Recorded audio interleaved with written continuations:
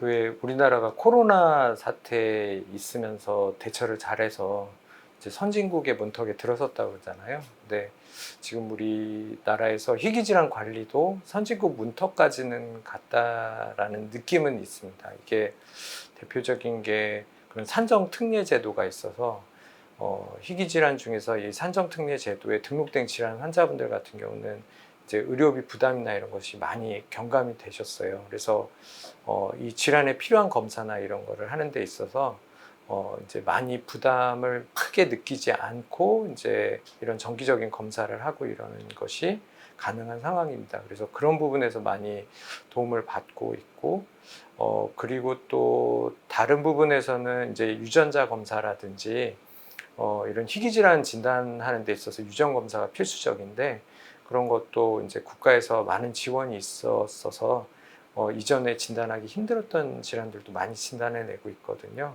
그리고 우리나라가 또 IT 강국이고 그 어떤 인공지능이나 이런 기술을 의료 기술에 접목하고 이런 기술이 발달이 많이 되다 보니까 그런 부분에 있어서는 많은 발전이 있었던 거는 사실입니다.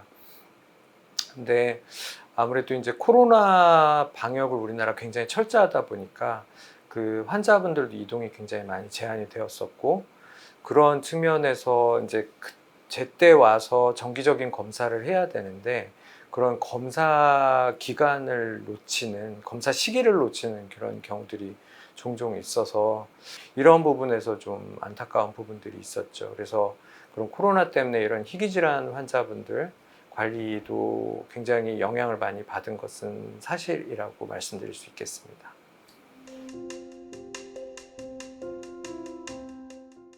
진단적인 측면에서는 그래도 많이 개선이 됐어요. 우리나라가 이제 유전 진단 기술이나 이런 것들은 굉장히 많이 발달을 해서 이제 또 우리나라에서 여러 가지 지역 병원들에서 희귀 질환을 또 담당하는 병원들이 있고, 그래서 질환을 진단하는 데 있어서 많은 그런 개선점은 있었는데 그래도 이런 유전 진단을 진단하려면 의사의 임상적인 의심이 굉장히 중요하거든요.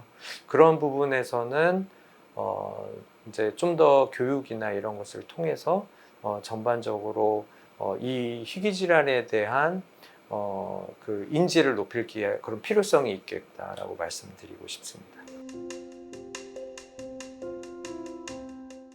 치료적인 측면에서 말씀을 드리자면 우리나라 이제 선진국 문턱에 들어갔다고는 하는데 그 이제 막 개발되기 시작하는 약품들 있잖아요. 그런 신약들 개발이 될 때 이 한국 환자분들도 이제 이 약이 승인이 되고 시판되기 전에 이 약들을 치료받을 수 있으면 좋겠는데, 그런 부분에서 이제 아무래도 그 어떤 이 임상 연구를 진행을 하거나 그럴 경우에는 그 선진국 중에서도 아주 앞서 있는 국가들 중심으로 이루어지거든요.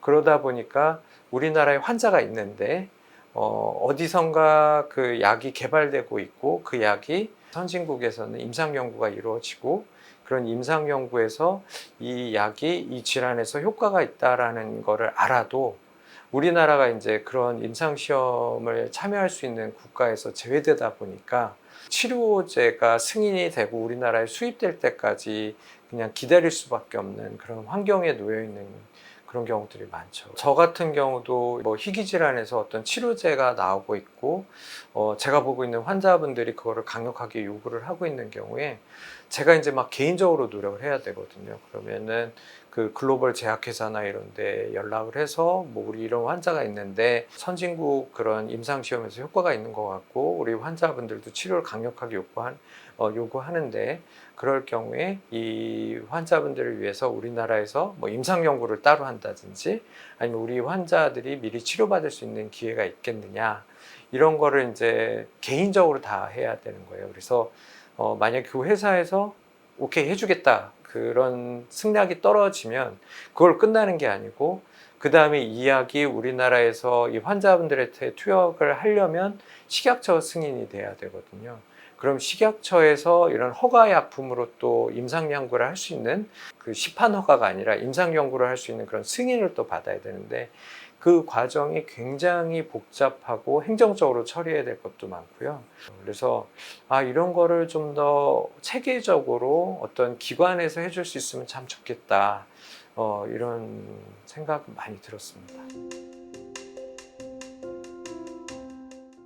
이제 희귀 유전 질환 그러면 이제 한 7,000개 정도예요. 그러면은 뭐 아무리 뛰어난 의사라고 하더라도 그 질환 다 모르거든요. 그리고 그 중에서 아주 드물게 이제 진단이 된다고 해도 의사도 책 찾아보고 뭐 인터넷에 나와 있는 그런 정보 찾아보고 환자들한테 알려주는 그런 수준이고, 그나마 좀 나은 거는 요즘에 인터넷이 많이 발달이 되고 이게 정보가 이제 수직형이 아니라 수평형이 돼 버렸어요.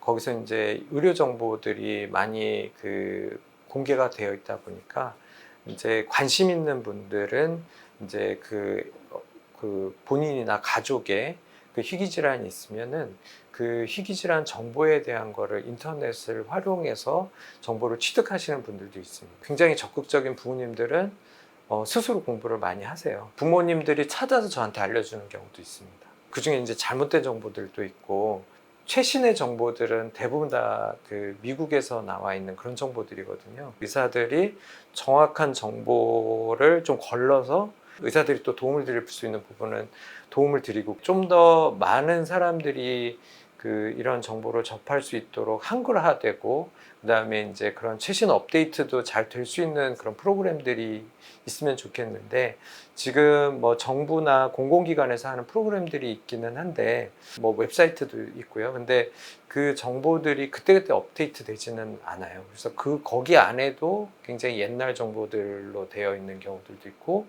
최근에 그런 치료 경향을 반영을 못하는 그런 경우들도 있어서 이제 이런 것들을 정부 주도로 어떤 이제 구조화된 그렇지만 이제 지속 가능하게 업데이트가 될 수 있는 그런 프로그램 개발이 굉장히 필요하다고 말씀드릴 수 있습니다. 그 희귀 질환에 그래도 특화된 웹사이트는 헬플라인이라고 그 질병청에서 하는 데가 있는데, 거기 관리를 조금 더 이제 질환 정보 업데이트나 이런 거를 좀 더 하면 좋겠고, 헬플라인과 또 그 환우의 단체들을 좀 연결을 하고 이러면 더 좋겠다라는 생각이 드네요. 예, 그래서 헬플라인만 해도 일반인들이 보기에는 조금 어려운 정보들이 있기는 하거든요. 그러니까 이제 좀 더 그 일반인들이 보기 쉽게 할 수 있는 그런 버전을 한번 만들면 좋지 않을까. 예, 그래서 그런 거는 정부랑 대표적인 환우의 단체가 같이 하면 참 좋겠다 이런 생각이 들고, 이제 거기에 이제 지금 그 CRIS 그런 정보들도 같이 링크를 해서 하면은 좋겠다라는 생각이 드네요.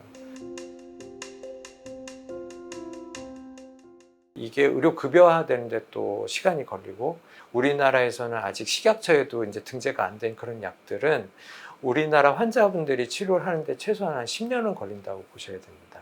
물론 이런 약제들이 임상시험을 하고 승인이 되고 이런 과정은 유효성도 평가가 되고 안정성도 증명이 돼야 되잖아요. 그런 거에 대한 위험성이 있기는 하지만, 이런 희귀 질환에서 치료 방법이 없는 그런 질환에서 어떤 새로운 신약이 나왔을 때 그거를 빨리 접할 수 있는 그런 부분에서 어떤 제도적인 장치가 필요하다고 말씀드릴 수가 있고, 그다음에 두 번째는 이제 승인이 돼도 이게 급여화가 돼야 되는데, 아시겠지만 이렇게 희귀 질환의 약제들이 굉장히 고가예요. 근데 우리가 그렇다고 해서 약이 너무 비싸니까 이거는 약을 비싸게 만든 그런 회사나 뭐 이런 집단에 문제가 있다 이렇게 볼 수는 없는 게, 이거는 이제 전 세계적인 현상이거든요. 전 세계적으로 희귀 질환에서 이런 새로운 치료제는 굉장히 그 가치를 높게 평가를 받아서 그만큼 이제 비싼 가격에 측정이 되는 거거든요.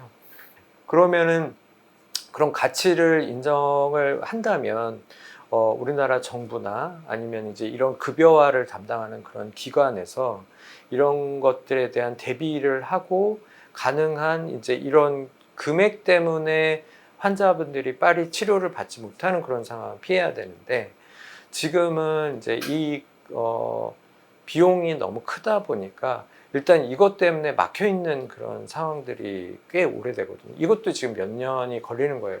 뭐 이거 집 팔아서 해결이 될 정도도 아닌 거거든요, 이 약값이. 그렇게 되니까 그냥 이제 뭐 정부에서 어떻게 해주기를 기다릴 수밖에 없는 그런 상황인 거죠. 네. 그런 측면에서 이거를 빨리 급여화하고 이 환자분들한테 치료의 기회를 제공해 줄 수 있는 그런 제도적인 장치가 시급하다고 말씀드릴 수 있겠습니다.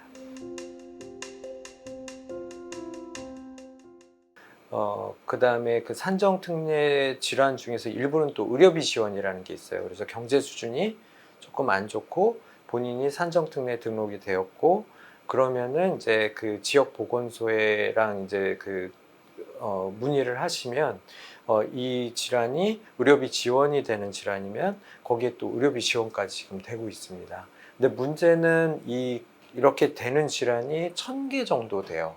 그러니까 그 밖에 있는 희귀질환은 희귀질환 중에서도 더 희귀한 질환이다 보니까 여태까지 진단명도 안 붙여져 있고 우리나라에서 진단된 적도 없고 이런 질환들인 거예요. 그러니까 그런 질환으로 진단된 환자분들은 그 희귀질환의 그 산정특례를 이용할 수도 없는 거죠.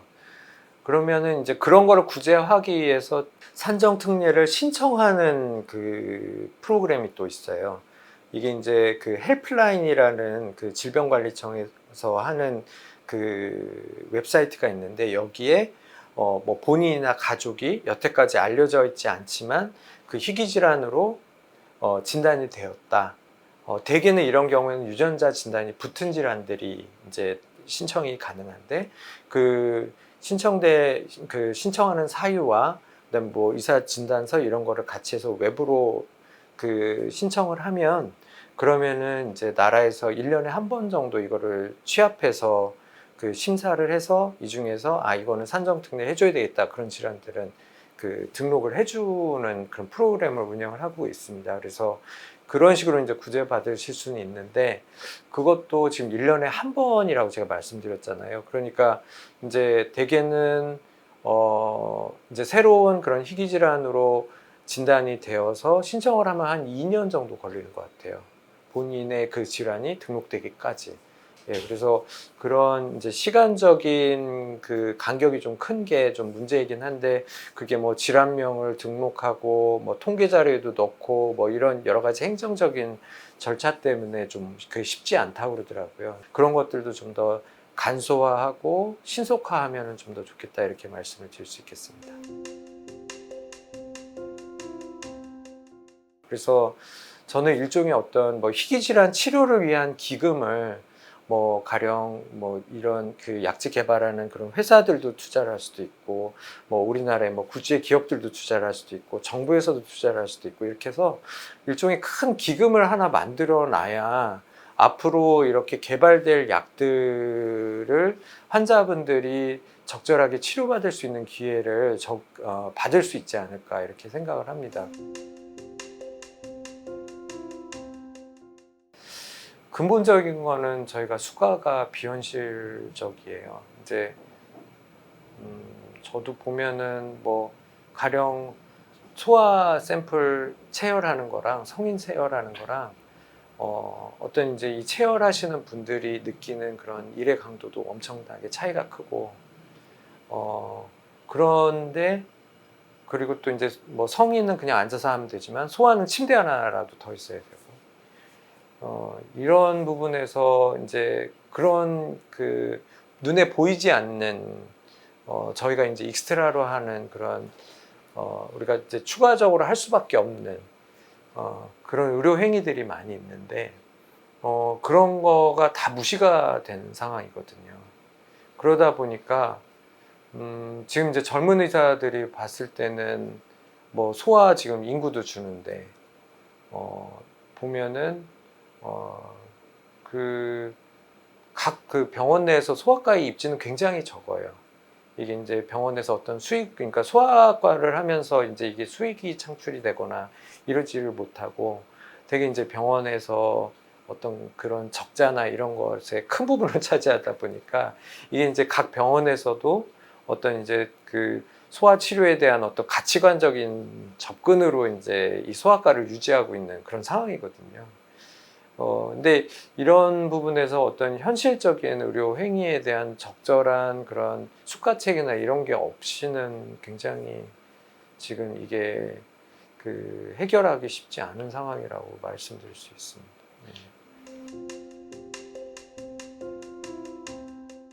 승인된 약이라고 하더라도 가격이 워낙 비싸니까 이제 그 비용 대 효과 이런 이제 효율성을 따질 수밖에 없는 상황이 되다 보니까 같은 질환 내에서도 약을 투약을 받을 수 있는 사람들과 못 받는 사람으로 이렇게 구분이 되는 현상이 생기는 거거든요.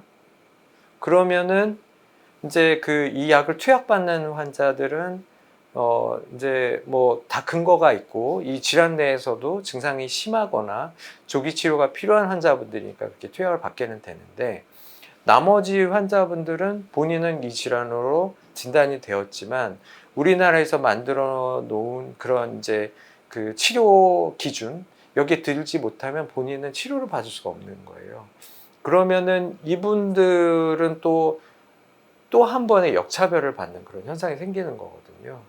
그러니까 이런 이 같은 질환 내에서도 가능한 한 많은 환자분들이 치료를 받을 수 있는 그런 여건을 조성하는 것이 굉장히 필요하다고 말씀드릴 수가 있겠습니다.